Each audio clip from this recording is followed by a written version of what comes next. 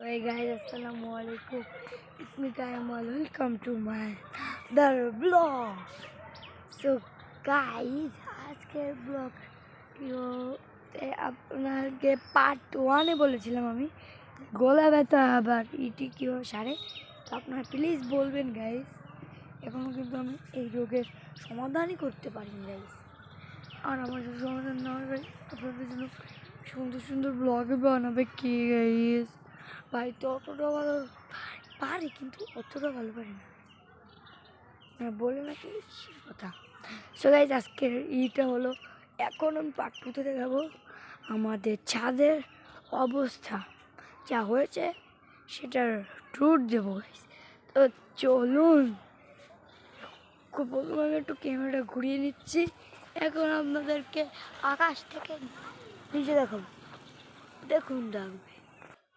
So guys, এইটা হলো প্রথমে আমাদের ছাদের দরজা। দরজাটা খুলবো, 3, 2, 1।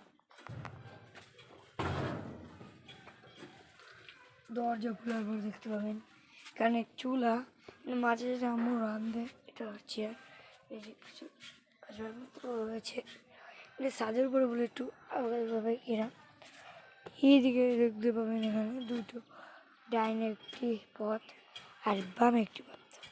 বামেরটা এখানে এই যে টিনের সামনে দেখতে পাচ্ছি, এখানে কিছু দাঁড় রাখা হলো। টিন এটা এখানে আছে, মলে ব্যাট এইসব। এই সামনের দিকে আছে গাইস, এটা আমাদের সুন্দর আম গাছ।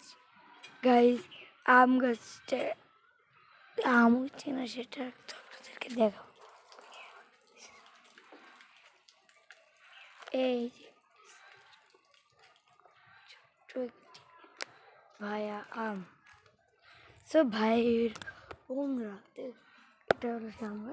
এইবার দৌড়, এখানে আমরা কাপড় চোপড় আনি।